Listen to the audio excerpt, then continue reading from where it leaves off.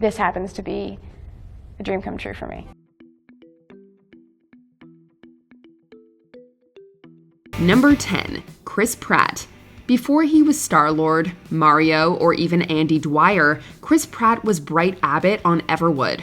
Well, Dad's not finding anything out, Bright, because you're not telling him. Oh, aren't I? The star's first ever Entertainment Tonight interview took place on the set of the WB show, where he discussed his character and the audition process. Hi, I'm Chris Pratt. Ironically, he claimed Everwood was an audition he wasn't exactly prepared for, but his fumble actually worked out in his favor. It meant he couldn't overanalyze his performance and thus overact, seemingly allowing the casting directors to see his true potential. Like maybe a little Michael Jackson?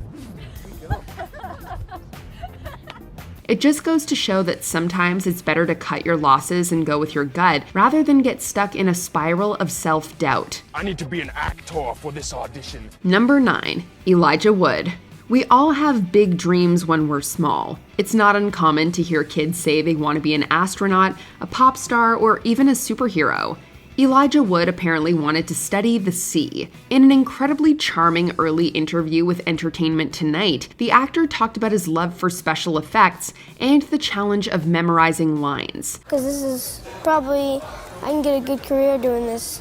He also talked about his future, acknowledging acting as a viable choice, but seeming equally interested in learning more about sharks. I might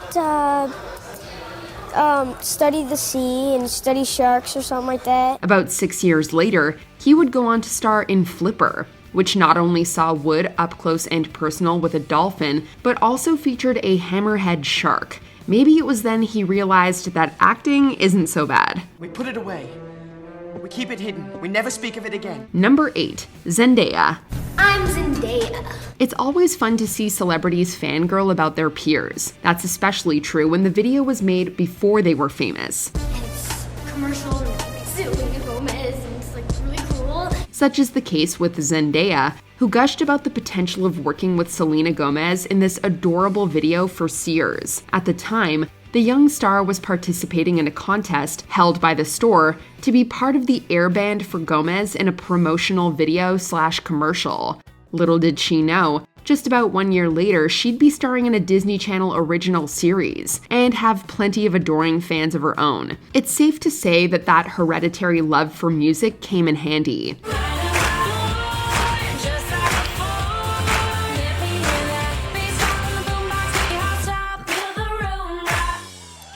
Number 7, Natalie Portman. At the age of 13, Natalie Portman was just like any other 8th grader, following a curfew, learning algebra, and happy to take any opportunity to get out of class early. The only difference was when she cut class, she was leaving to be interviewed by David Letterman. Nice to see you. Nice to see you. I understand you got out of school a little bit early to come and be on the program. Yeah. That's great, isn't it? I miss tech. The teen's first appearance on the show was to promote the film Leon the Professional, which she co-starred in with Jean Reno. Ironically, one of the stories she tells relating to the film is about falling asleep during its French premiere. I fell asleep in the movie Hey, because cool. it's my 5th time seeing it. Apparently, it was her 5th time seeing it, and we'd imagine the jet lag and schoolwork didn't help. Director Luc Besson ended up having to wake her before the credits rolled. Natalie, stop sleeping during the movie. Number 6, Chris Evans. In Not Another Teen Movie, Chris Evans plays a football star whose lack of preparation causes his team to lose the big game. We're not sure about Evans' real-life football skills, but his bowling could definitely use some work. In 2001, the star was interviewed by a few different outlets at a bowling alley, where he talked about his then recent parody film. You're the cruelest girl in high school. You're the only one who can help me trick Janie Briggs into liking me. He compared the filming experience to summer camp, stressing that the cast never distracted each other from the work, but always had fun. How about Freddie Prinze Jr.? Is it fun making fun of him? Yeah, I mean, I guess I do spoof him. I'm not, it's not so much necessarily the way that he acts so much as it is, his type of character in that. This seemed to be especially true of his time with co-star Kyler Lee, a fellow newcomer to the film scene who helped Evans navigate the challenges of playing a lead role. Number 5, Reese Witherspoon. The Man in the Moon may not be Reese Witherspoon's most famous project, but it did help put her on the map. she played teen Danny Trant, who spends the movie listening to Elvis, skinny dipping, and falling in love. You ready? Sure. Just hold on, okay? Okay. 1, 2, 3, go!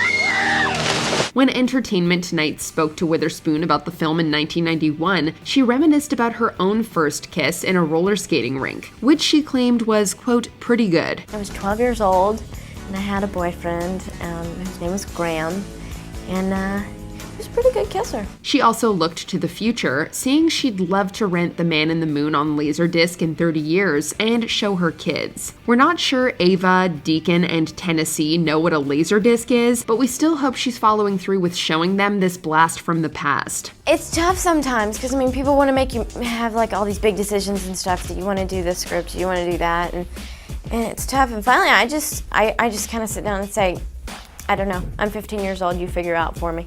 Number 4, Keanu Reeves. You've got a juicy leading role in this film. Yeah. How'd you get it? Sounds like I don't know, I won something in a game show, huh? We flew you to Los Angeles. In 1986, Keanu Reeves made one of his first major on-screen appearances stateside on Disney's The Wonderful World of Disney anthology show, known then as the Disney Sunday Movie. The made-for-TV flick, titled Young Again, filmed in Reeves' home country of Canada, and told the story of a 40-year-old who wished to go back to high school and redo his life. Reeves, of course, played the protagonist's younger self. I don't want any loud parties here. Oh, don't worry about it. I'm too old for that stuff. In an interview with CBC, he discussed how American films made in Canada often cast Canadian actors in side roles, making his leading role a bit of a lucky break. The actor was still young, but it was clear even from this early clip that he had the charisma to be a star. I'm playing a 17-year-old body with a 40-year-old mind, okay? Number 3, Taylor Swift. Most people find out what they're going to do when they're in college, and that's great, you know? But I guess for me, it just came a little earlier. Have you ever wondered what Taylor Swift was like in high school? Well, wonder no longer, because this local news story filmed in 2005 shows just that. I'll bet she's beautiful, that girl he talks about. WSMV4 in Nashville caught up with the singer before the release of her debut album, and she notably sang snippets of soon-to-be hits, Teardrops on My Guitar, and Picture to Burn.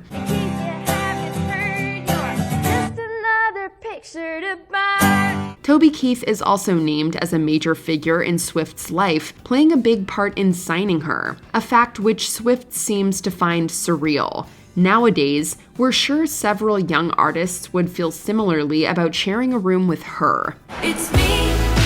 Hi, I'm the problem, it's me. Number 2, Ryan Gosling. Ryan, I wanted you to know that you're a Musketeer. And I went, no way. Following the release of Barbie, Ryan Gosling was praised by critics and audiences alike for his triple threat performance, but the film was far from being Gosling's first time on the dance floor. And we aren't talking about La La Land. In 1993, a young Gosling joined the cast of the all-new Mickey Mouse Club alongside stars like Christina Aguilera and Britney Spears. There was kids there that were just phenomenal, so luck. It was at this time that CBC interviewed the Canadian star and his mother, asking about his new role for Disney.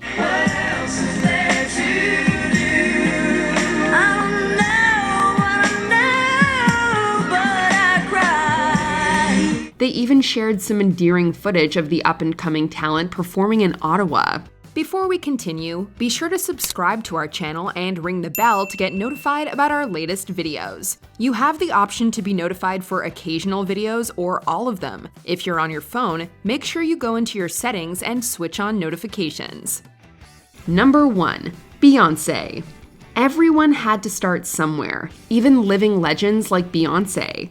As a tween, the now world-renowned singer was interviewed alongside her father about her band Girls' Time, which would go on to become Destiny's Child. if we keep on practicing and practicing and we keep on performing, every time we get better. Apparently, every time the girls performed, they elicited a standing ovation from the audience. That isn't too hard to imagine, given the modern-day Beyonce has sold out concerts across the nation. The singer herself was asked about how she overcomes stage fright, to which she says the more she performs, the less she feels it. The stage fright just fades away. With this answer in mind, we'd imagine she hasn't had stage fright in a long time. Hold up, they don't love you like I love you. Slow down, they don't love you like I love you. Did we miss any of your faves' fun early interviews? Let us know in the comments. You know, the first 4 or 5 auditions, you're just kind of going through the motions, and then you're like, God, I keep on getting callbacks, I'm getting close. Did you enjoy this video? Check out these other clips from WatchMojo and be sure to subscribe and ring the bell to be notified about our latest videos.